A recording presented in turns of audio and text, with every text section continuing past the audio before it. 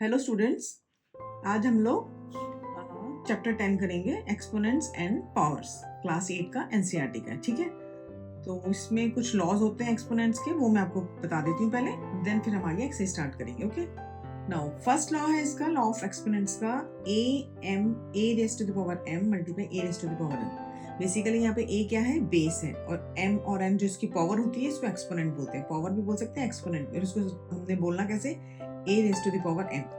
If basis are same, अगर दोनों basis same है तो उनकी पावर्स को हम ऐड कर देते हैं। ठीक है, अगर बीच में मल्टीप्लिकेशन है, अगर डिवीजन है बीच में am डिवाइडेड बाई an, तो डिवीजन है तो a raise to the power m minus n, powers को हम माइनस कर देंगे।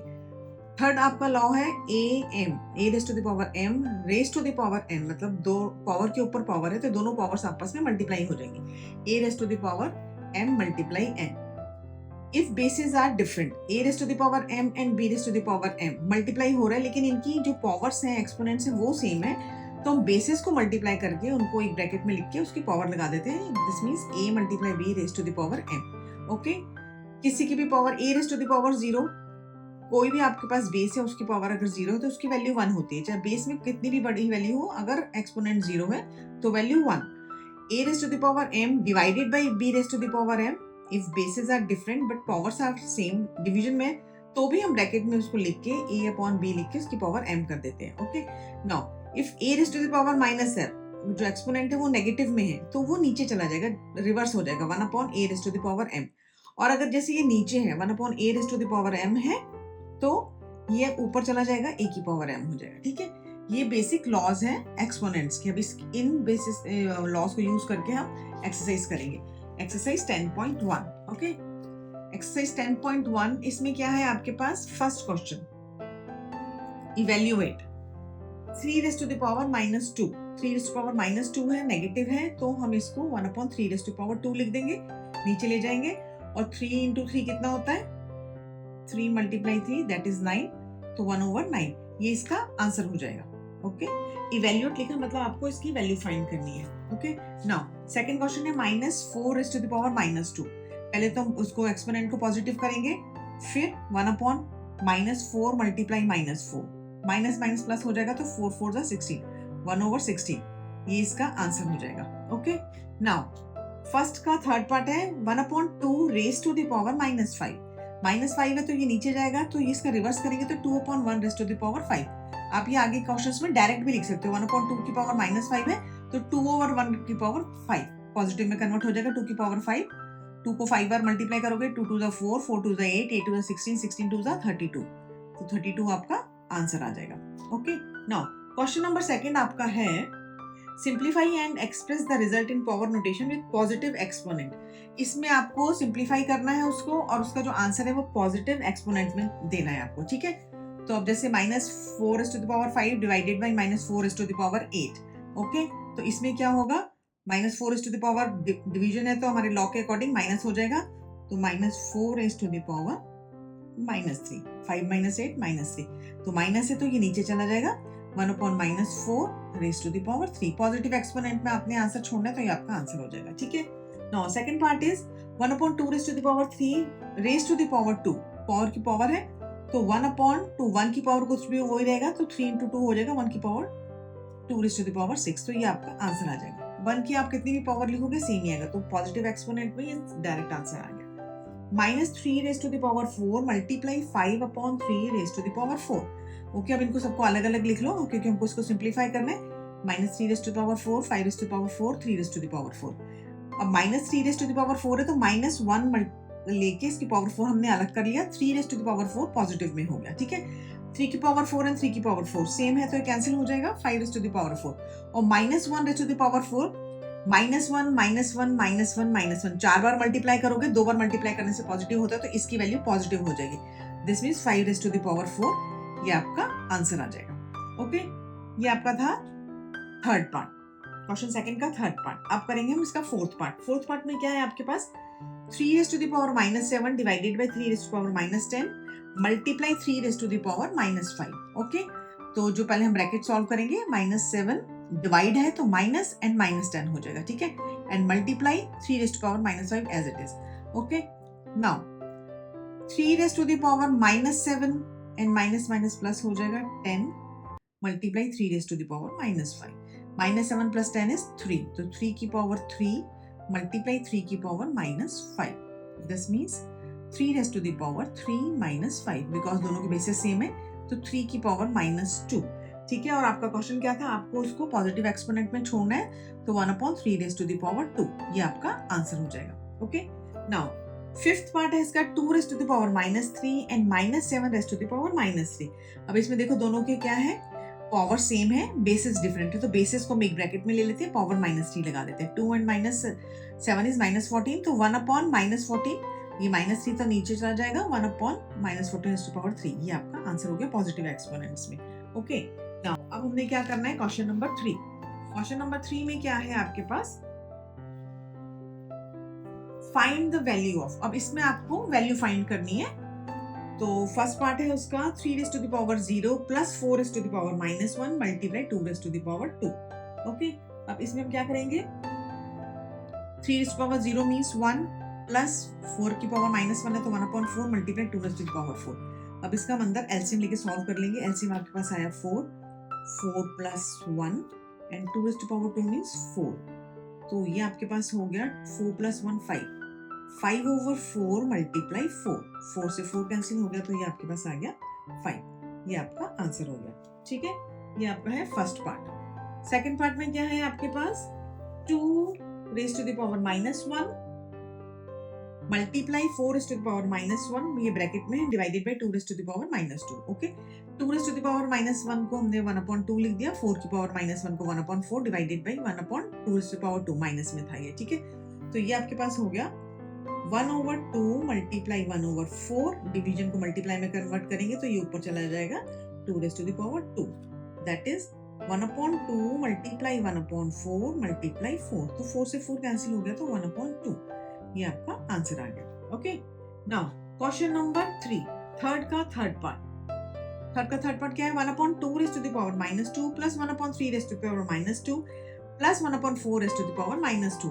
अब ये नेगेटिव है, पावर है तो इसको हमने कन्वर्ट करना है पॉजिटिव में. तो 1/2 का 2/1 raise to the power 2, 3/1 raise to the power 2, 4/1 raise to the power 2. 2 की पावर 2 मीन्स 2 2 4 प्लस 3 3 9 प्लस 4 4 16. तो कितना हो गया ये 16 + 4 20 29 आपका आंसर आ गया. Okay. Now question number third का फोर्थ पार्ट में क्या है आपके पास, 3 raise to the power -1 plus 4 raise to the power -1 plus 5 raise to the power -1 raise to the power 0. और हमारा लॉ क्या है, किसी की पावर एक्सपोनेंट 0 होता है तो उस होल की वैल्यू 1 आती है. तो आपको इसको सिंप्लीफाई करने की बिल्कुल जरूरत नहीं है. ऊपर 0 है तो आप डायरेक्ट इसका आंसर 1 लिख सकते हो. Okay. Now question number fifth में क्या है, -2/3 raise to the power -2 again bracket की पावर 2. ठीक है. तो पहले हम पावर से पावर मल्टीप्लाई होती है वो लॉ लगाते हैं. तो -2/3 raise to the power 2 multiply 2 that is -4. तो -2/3 रेज टू द पावर -4. ठीक है. अब -4 है तो हम इसको क्या करते हैं, प्लस में कन्वर्ट कर लेते हैं पहले.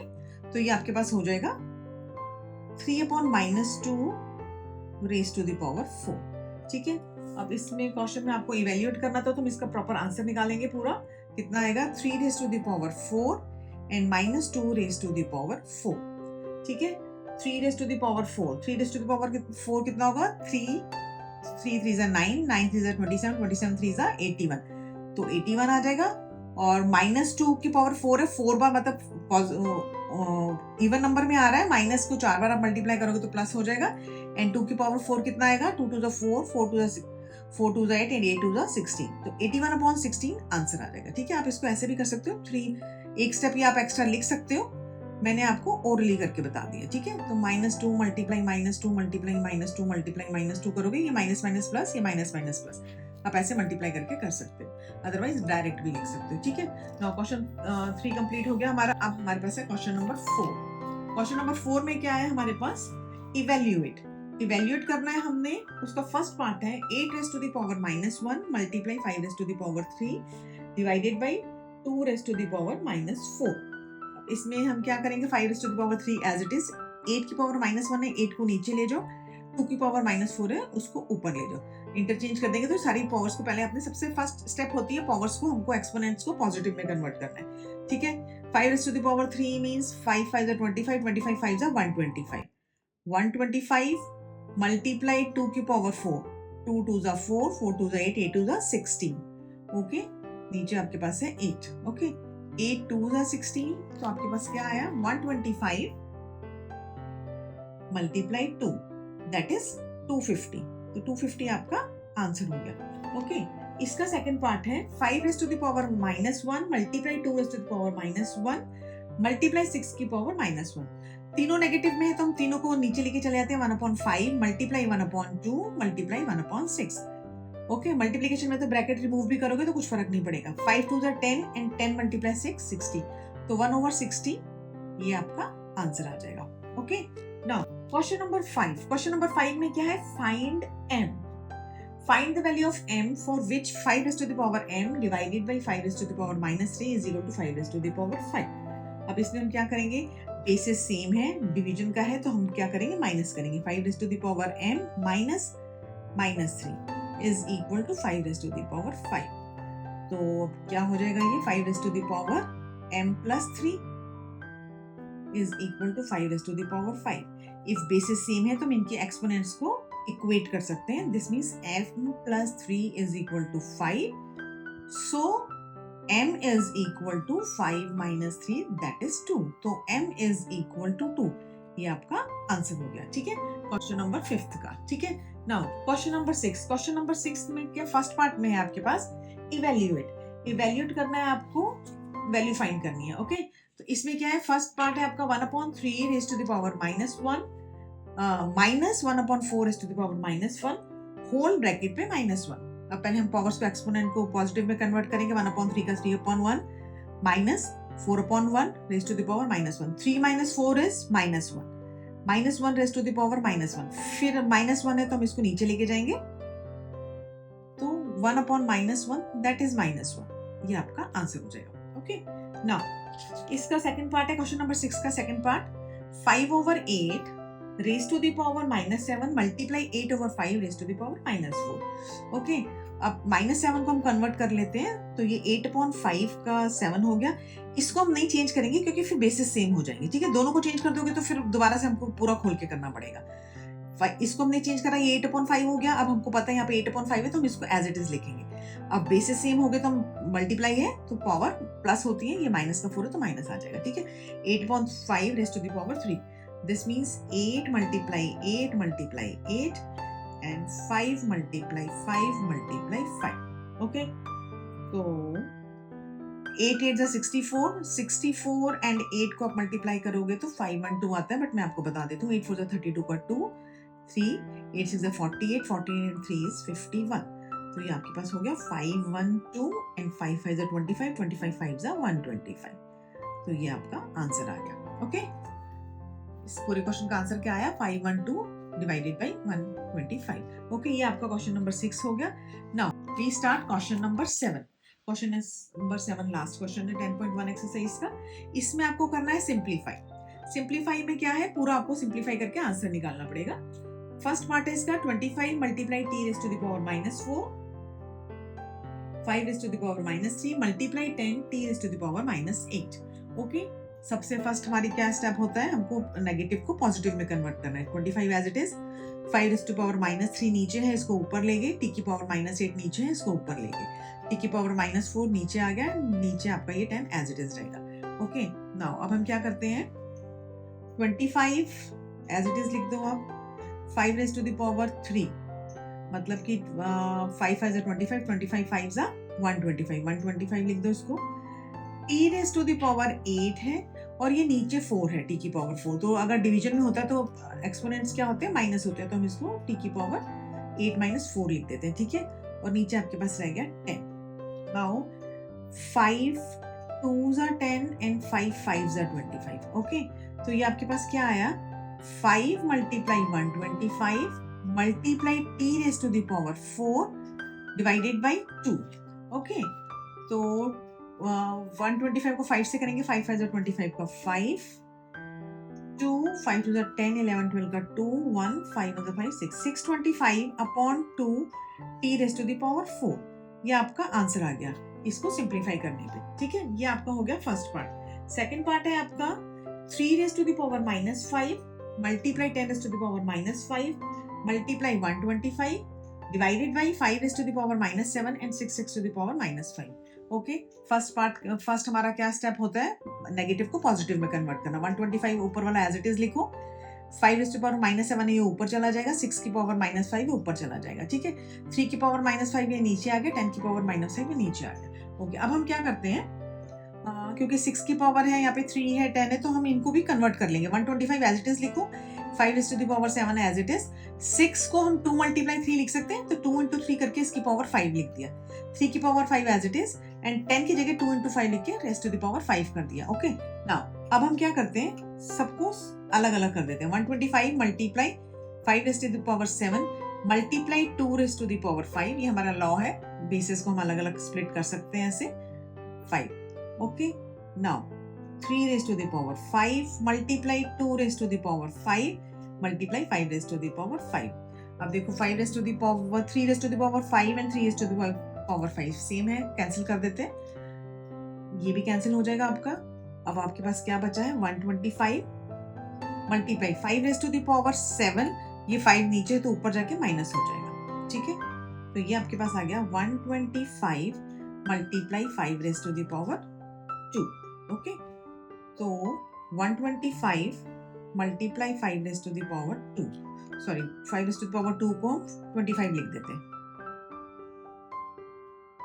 तो आप 25 से इसको मल्टीप्लाई करोगे, 25 5 जा 125, तो 5 12 कैरी, 25 2 जा 50, 62 का 2, 6 कैरी, 25 1 जा 25, 25 प्लस 6 3125। ये आपका आंसर हो गया।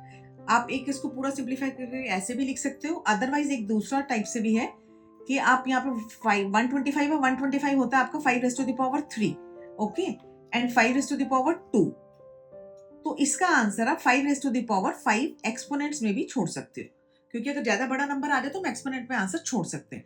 इसका आंसर 5 रेस्ट टू पावर 5 भी हो सकता है एंड 3125 पूरा सिंप्लीफाई करके भी हो सकता है। ओके, नाउ एक्सरसाइज खत्म, थैंक यू।